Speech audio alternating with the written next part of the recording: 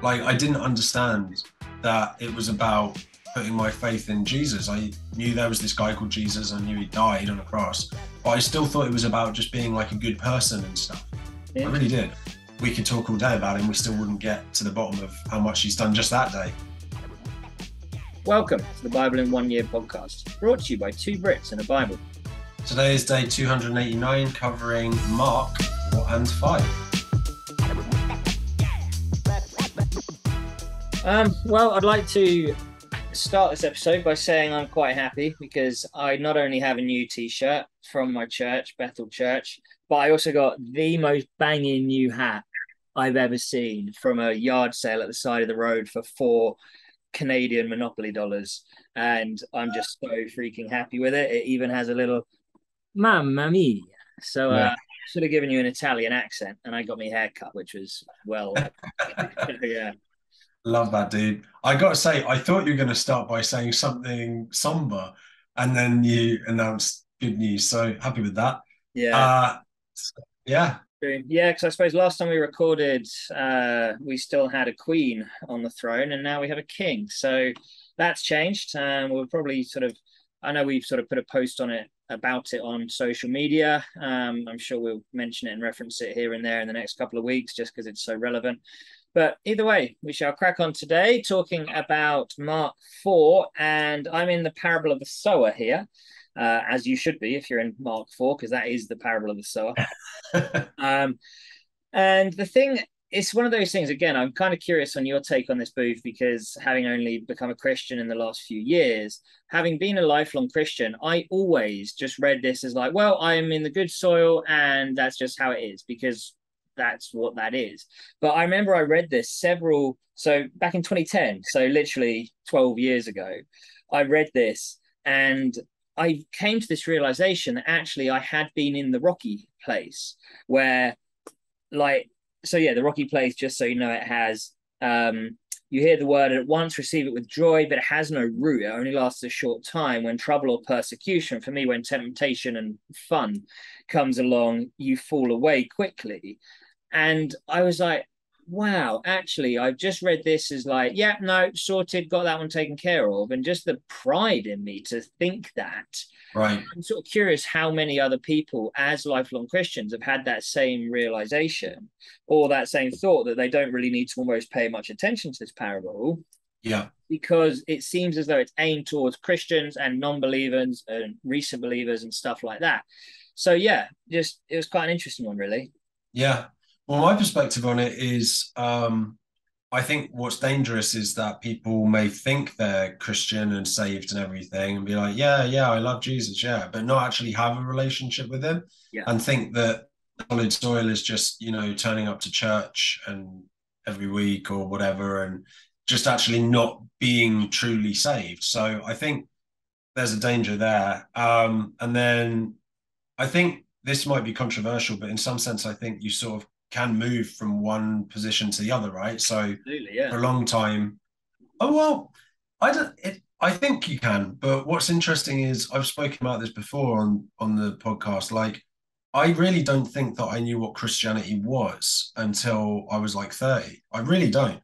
I knew you were a Christian, but I didn't really understand the good news. I really didn't. Sure. Like, I didn't understand that it was about putting my faith in Jesus. I knew there was this guy called Jesus. I knew he died on a cross, but I still thought it was about just being like a good person and stuff.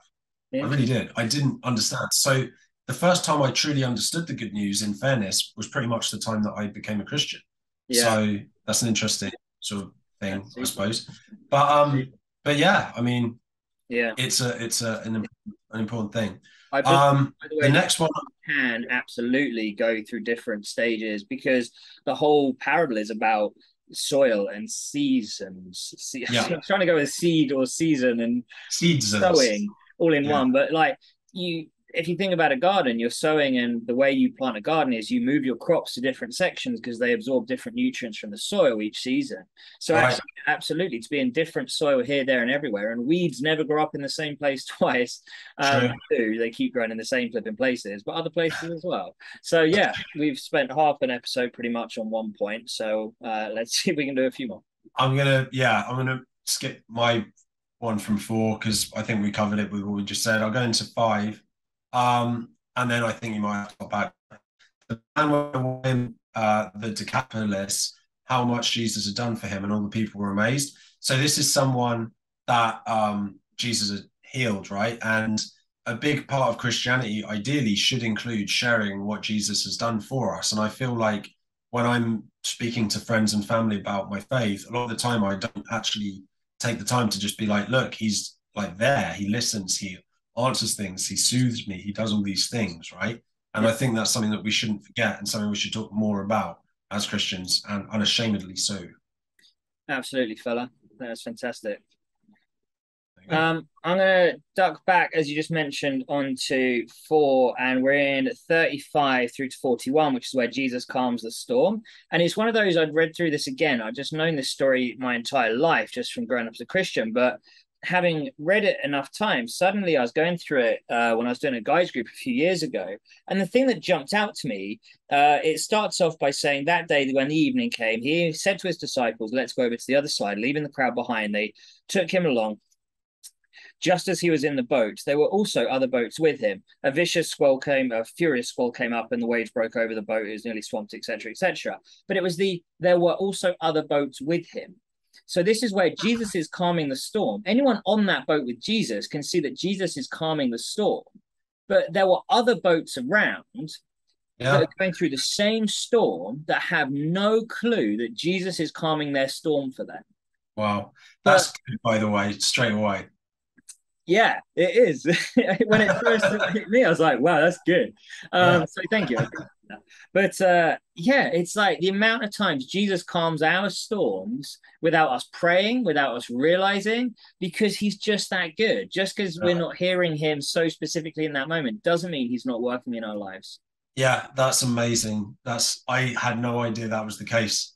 And that's really cool. That's really, really cool. And you're absolutely right. Jesus does more. Like I was saying before about we should talk about how much Jesus has done for us. But the truth is we could talk all day about him. We still wouldn't get to the bottom of how much he's done just that day. Yeah. We're both on the old woman touching Jesus' cloak being healed.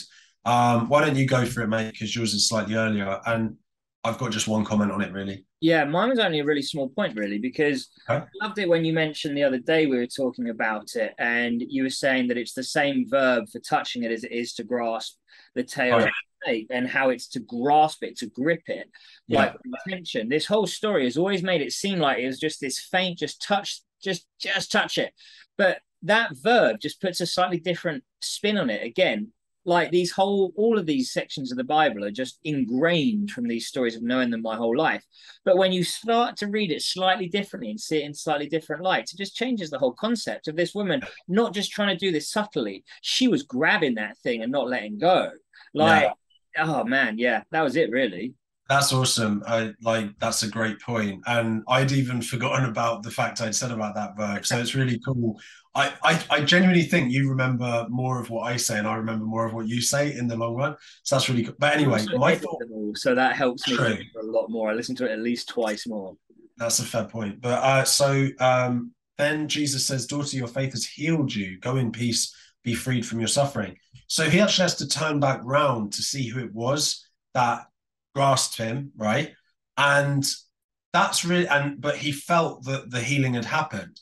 And so that just seemed really interesting to me. Seems to be her faith that heals her. And then Jesus has to actually look at whose faith it was that has healed them, right?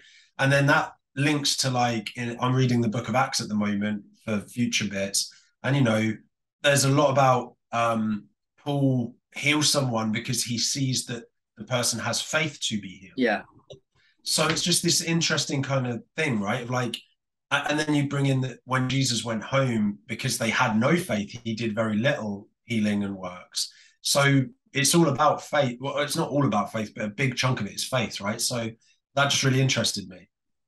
That's probably a whole half an episode some other time, but there you go. Yeah, the whole concept of faith and amounts of faith and portions of faith. Yeah, absolutely. It's a huge old topic, isn't it? Yeah. Sweet, I like that, man. Thank you. So tomorrow we're into Mark 6 and 7. So why don't you beautiful people pick up your Bible, get yourself reading. In the meantime, please consider joining us on social media at 2 Brits and a Bible and sharing this with someone to help spread the word of God.